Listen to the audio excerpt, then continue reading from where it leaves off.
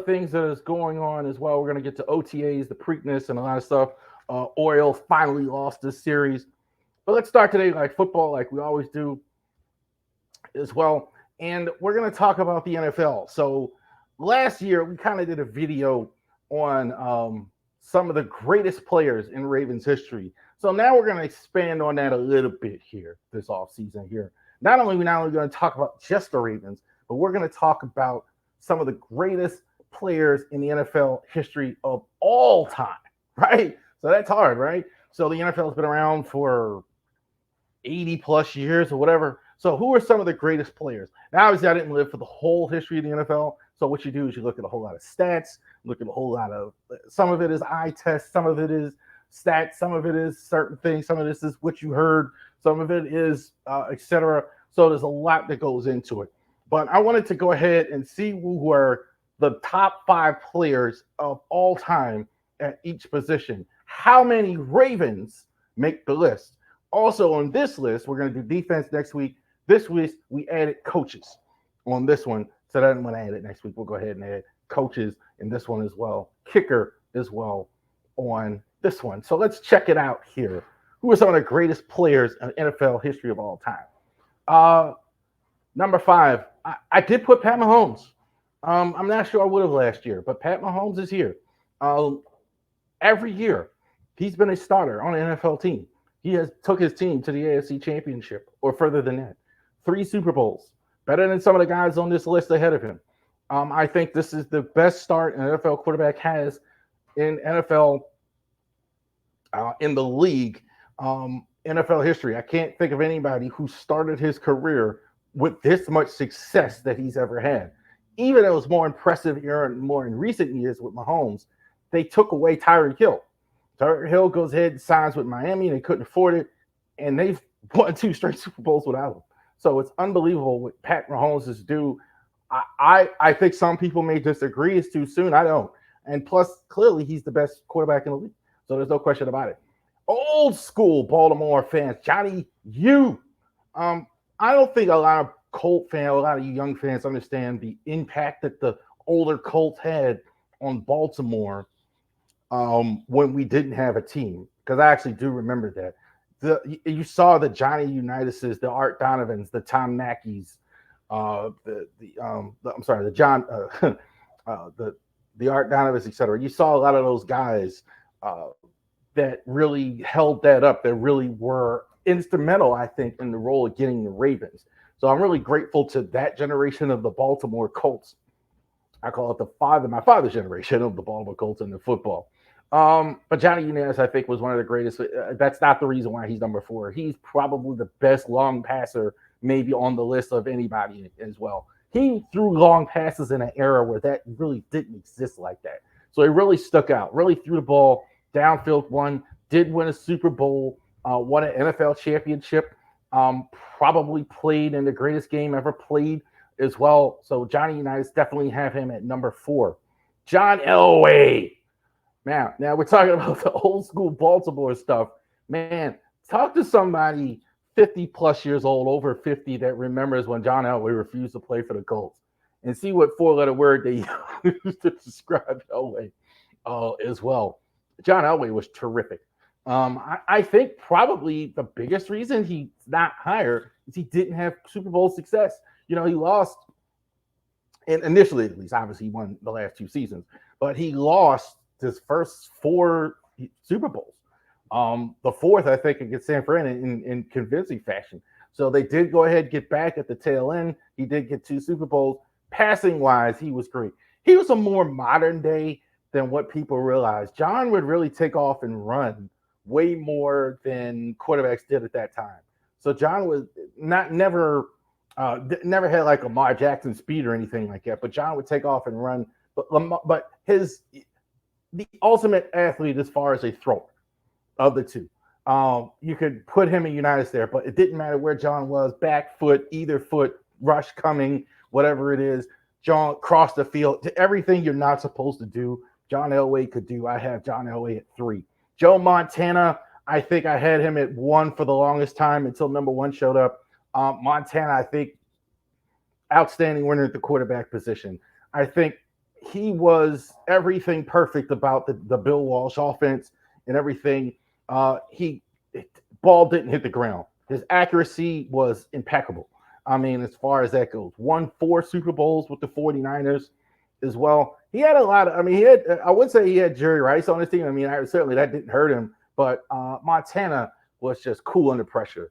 That's the thing about him. It didn't matter what the situation was, didn't matter what the defense did, didn't matter. Montana was going to perform well in the biggest moments. He always did, especially that Super Bowl that they won against the Bengals that year, closing it out in the last moments. So Joe Montana, number 2, and number 1.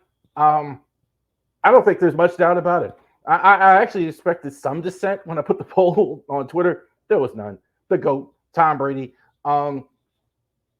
This is the ultimate example of a really the American dream, or whatever, if you want to put it. Here's a guy didn't really even start in Michigan. Probably nowadays would have been in the transfer portal. Drafted in the 6th round, and all he did was win 6 Super Bowls and have the greatest dynasty. His longevity was so impressive. Probably Tom, even now, he's going to be at the booth for Fox this year, but he could probably still start on NFL teams. But Tom's longevity was so impressive. So Tom, obviously, he's going to be number 1. I think probably the greatest quarterback to ever live. Brady didn't matter if he had receivers, didn't matter what the situation was, didn't matter. He was going to kill you under pressure as well. Probably, too, working with a lot less talent than Joe Montana had, honestly. I think he had some good players, but he didn't have what Montana had. Montana had great guys around him. Running back. So this was hard, as all of them were, because these are great players. But LT, Chris Berman used to call him BLT, LaDainian Tomlinson, complete back, complete in every way. A lot of this whole list was. But he could catch the ball out of the backfield. I think he could have been a Hall of Famer just doing that. Hall of Famer running the ball. He was a lot like Emmitt Smith. He cut so quick and moved so well. He was a power guy and a speed guy at the same time. That was absolutely what he did. Definitely, he brought the whole Chargers franchise up. That was probably the last really big hit of taking a running back really early that I remember was LT. So Tomlinson, I think, was terrific. Had like 9 straight years, 1,000 yards. He was outstanding. LaDainian Tomlinson, number 5, I definitely belongs there. AP, Adrian Peterson. Here's another guy. So much production in Minnesota all those years. 2,000 yards. Definitely, these guys. Like in a lot of ways, when you have this running back, these guys were all you needed. That was all the offense they had in Minnesota. It's the only thing why he's not higher, maybe because if he had played a couple Super Bowls and done a little more. But the yardage, I think, was tremendous. AP, I don't think was had flawless. Not a great pass catcher, but they didn't need him to do that. They didn't ask him to do that. But he was absolutely a complete black, a mauler. Sweetness, Walter Payton. Oh, man, I feel so like you young people that never saw Walt Payton missed it because this guy was just a joy to watch. God, on those tough 85, I think one of the best defenses of all time was the 85 Bears, and this was the offense on that other side, Walter Payton's sweetness. He just glides. He just glid. I mean, he was like the Bears were a tough, rough, physical team, Chicago, the embodiment, Mike Ditka. And this guy was the cherry on top, the icing there. He was a little different.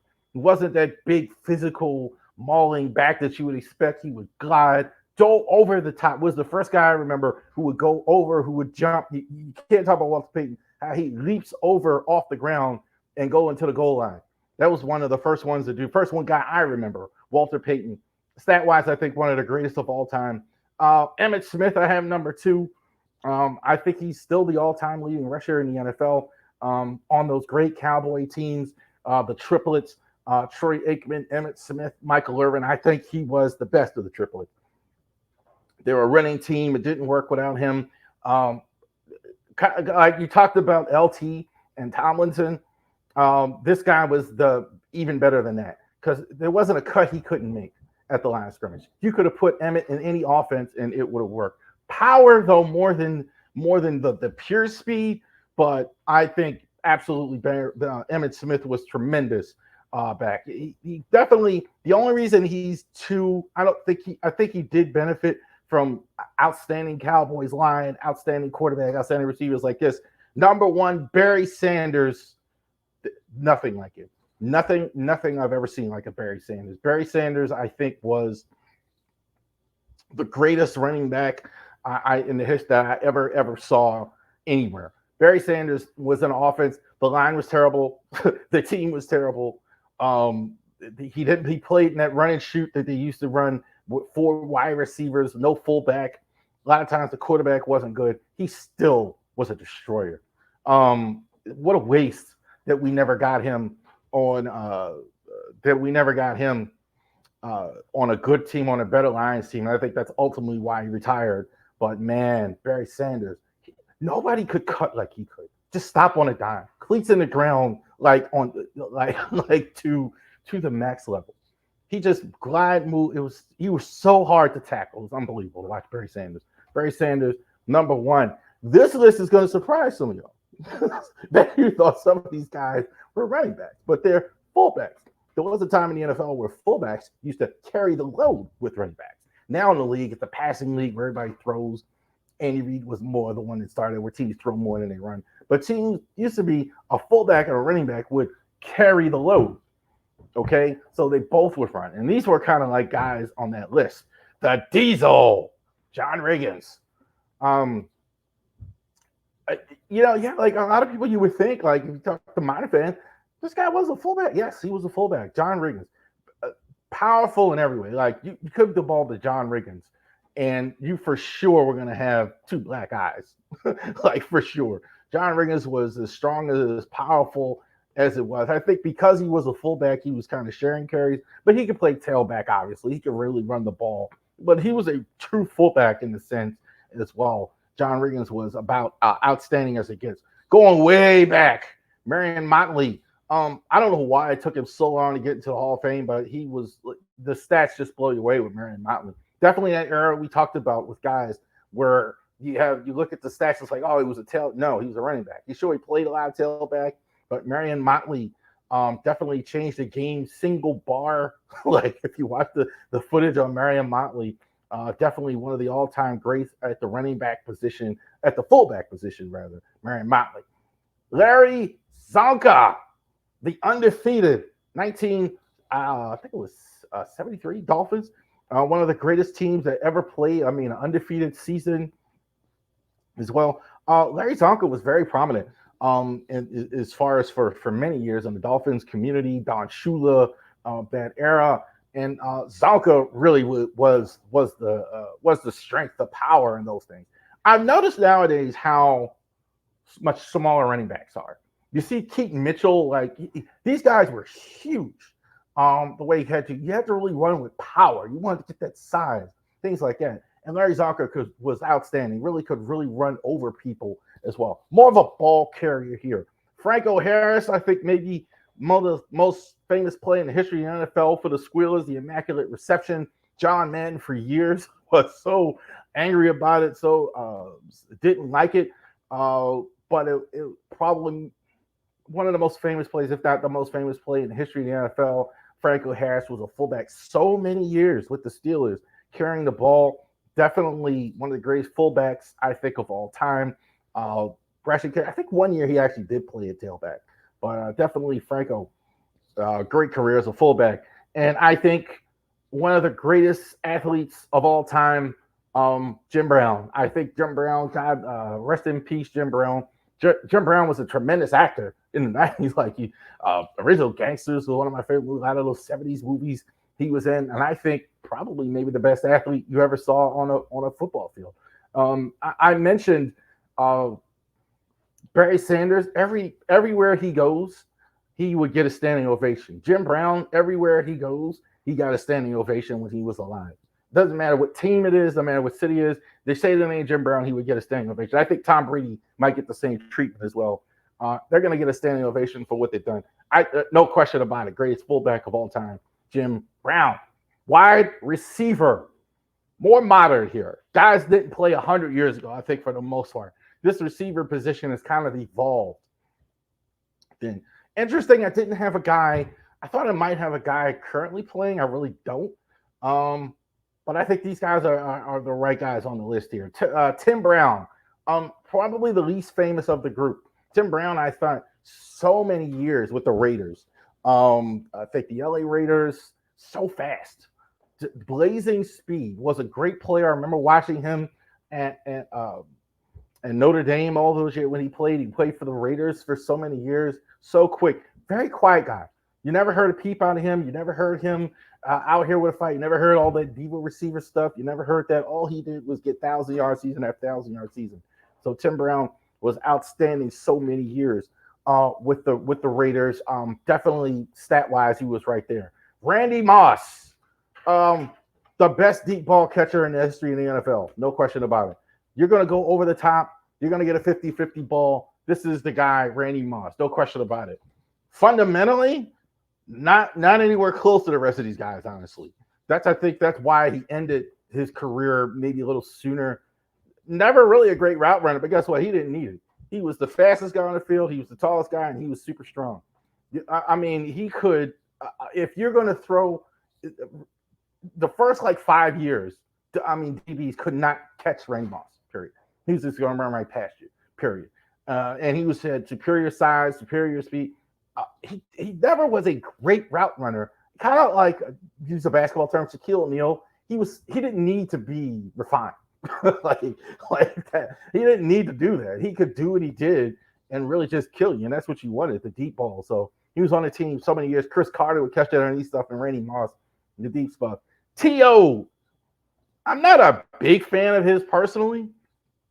As far as a lot of his antics and his mouth and all that stuff, and that. But there's no mistaking on the field. There's nothing better than T.O. T.O. There's T.O. as far as a receiver. I only got two guys in the history of the NFL ahead of him. He played for so many years with Jerry Rice, and that's exactly what I saw with him: the work ethic, the slants, that West Coast offense, move the chains. But he was more than that, though. I think he could move the chains as kind of the offense he was in. But I honestly believe, had he been a T.O. more in Philly, unfortunately, you kind of saw that a little bit more. Offense was different, not just the slants, catch the deep stuff. Absolutely a complete receiver in every sense. I loved watching T.O. as a player. So I don't think there's any question about it. Stat-wise, it good. Not a fan of T.O. Went to Ray Lewis's Hall of Fame and went to watch him, and this guy was boycotting the whole. That's silliness. But a tremendous receiver. The best hands maybe I ever saw was Larry Fitzgerald. Larry Fitzgerald, he made catches. I think this is the track Beckham was on early in his career, but Fitzgerald had a whole career like that. Definitely here, greatest of all time, longevity. How many years was Larry Fitzgerald so effective for Arizona with them? So I think he's probably the greatest player in franchise history, and I don't think there's any question about it. Didn't get a Super Bowl, went to a Super Bowl one time, but he was terrific. His hands, it didn't matter. Two-handed catches, one-handed catches, in traffic, running routes, running the deep ball. Excellent. Larry Fitzgerald was on a different level. A little bit in the Moss category. He didn't need to be technically sound, but I think he was more technically sound as well. I take Fitzgerald. The hands, you never got over it with him. Jerry Rice, number one. Probably the greatest wide receiver of all time. Superhuman. I put him in that category. Ran away from – you didn't catch Jerry Rice on the backside. There was no such thing. No such thing as you're going to catch Jerry Rice from the backside. That's not going to happen. He's going to run away from you for sure. So Jerry Rice, number one. I think you could put pads on today as old as he as great as he was. Jerry Rice, always you saw him running up mountains and things like that. Stayed in tremendous shape. Tony Gonzalez. I'm sorry, let's start at the bottom. Our guy, Ozzie Newsome at tight end. Ozzie, I think, was one of the best tight ends, I think, in the history of the NFL. Underrated, I think, as a player. People kind of remember him, obviously, nowadays, for so many works as the GM and the Ravens executive. But Ozzie, man, so many years for the Cleveland Browns, was top shelf as far as a tight end. So he was outstanding all those years as well. So he was no question about it. He was a catching tight end in an era where they didn't have it. Rob Gronkowski, probably the most fun guy in league history. Um, the Gronk spike, you hear it now. Like nobody spiked the ball when he scored like Gronkowski. He was tremendous. Gronkowski, I think everything you're looking for as far as a tight end. I think he was fantastic as well. Definitely, definitely too. Personality needed on a New England team. Belichick kind of let him act the way he wanted to act, which was rare in New England that you saw. But Gronk, big, strong, physical, and fast. His hands were outstanding. Kind of like a lot of people think he was this big meathead, and he wasn't. He was more than that, obviously. Travis Kelce, I think probably maybe the greatest receiving tight end in the history of the Kansas City Chiefs. I think he's going to get there as well. Could he be number one on this list at some point? I'm doing this list 2 lists from now. Kelce's on another level. I think he's probably definitely for the last 5 or 6 years best tight end in the league, dominated for a long time. Kelce is terrific as well. Shannon Sharp, I had Shannon Sharp at 1 for the longest. I kind of almost got convinced that he was 2. The reason why I had him at 1, he's always winning. He's always contributing to winning. But Shannon Sharp, Club Shay Shay was a tremendous tight end. Kind of like Ozzie in a sense, kind of before his time. If he had played in the modern NFL, he could have probably did what Travis Kelce did. But teams and didn't throw as much to the tight end back then. He's one of the few in the league at the time, but he was outstanding. And Tony Gonzalez, the numbers are off the meter. Like Travis Kelce, his numbers were off the meter. He was outstanding for as well. Tony Gonzalez, I think maybe what was it, 16 Pro Bowls or something like that. He was awesome.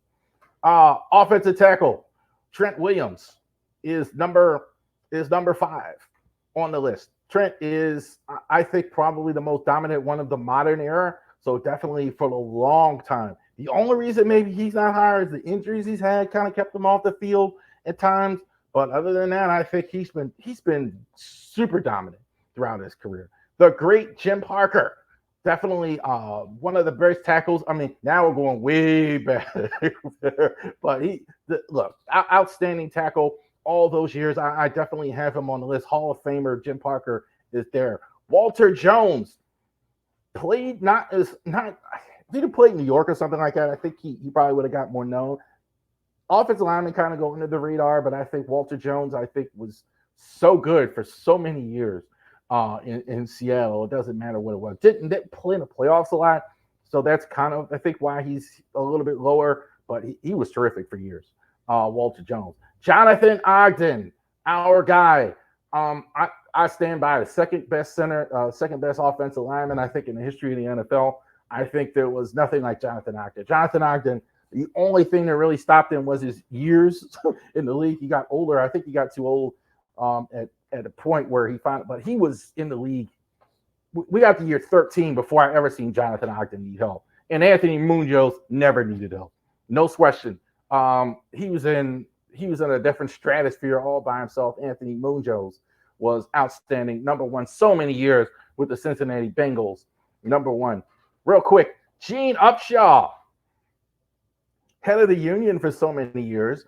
Definitely was one of the great offensive linemen with the Raiders. Definitely you can put him there at guard. Smaller. You saw those guys not quite as big an era where he played. Definitely skilled as well. So Gene Upshaw is definitely there. Randall McDaniel, so many years with Minnesota Vikings as well. Kind of finished up there with Tampa. Pro Bowls, just a ridiculous amount. Double digits here as well. Will Shields. Again, so Will Shields, like those Chief lines in the 90s that Will Shields was on were so good. It's kind of like what the strength is now. They were good. The Chiefs now are good from guard to guard, and so were those Chiefs teams back in the days when he played. And Will Shields was at the head of it. So good for so many years. I have him at 3. These two really separate. Bruce Matthews, so many years for the Houston Oilers, was outstanding as well. I think he made 16 Pro Bowls. That's insane. The longevity is unbelievable for him. Larry Allen was just a man child. Like Larry Allen, forget about it. Like he could have had. I'm putting him at guard. He played tackle. Hey, he played his whole career at tackle. He could have been number one there. Larry Allen, you can forget about it. There was no such thing as getting inside of Larry Allen or whatever. His hands, his strength was just on another world as well. Two squealers, Damani Dawson played in the 90s as well. Number 5, definitely the Steelers for years they had those great offensive tackles as well, offensive centers as well. Right ahead of him, Mike Webster kind of preceded him, so they kind of had a situation where they had two of the greats, two of the greatest ever at the center position. What an advantage that was for the Squealers for so many years. Dwight Stevenson, many years for the Dolphins as well. Chuck McNarick, Jim Otto at the top of the center position. Jim Otto way back. One of the, two of the great centers. Offensive line, especially that position, was so important if you look at the old NFL. George Halas at the top of the list there, one of the greatest quarterback, one of the greatest coaches ever. Vince Lombardi, Bill Belichick, I have him at third. Belichick, I think, was really good as well. I thought he's been overrated, but the numbers don't lie. He's won more Super Bowls than anybody else. Don Shula won more games. I think he's still at the top as far as winning games of all time. But Bill Walsh's offense, I think, has changed the league forever. Moved us from a running league to a passing league. A lot of the stuff you saw now. The last column, George Blanda. He had half a foot, literally. Look that up. Like he kicked it with half his foot cut off, I think. So he was outstanding. The Andersons for so many years, Gary Anderson, Morton Anderson, deep kickers didn't exist like those guys. Those two guys were exceptions to the rule. They were so good for so many years. Adam Vinatieri is, I think, probably I would have had him at one for a long time. Greatest clutch kicker there ever was. And Justin Tucker, the GOAT, the highest percentage NFL all time. I don't think it's close. There you go. There's your list. All time.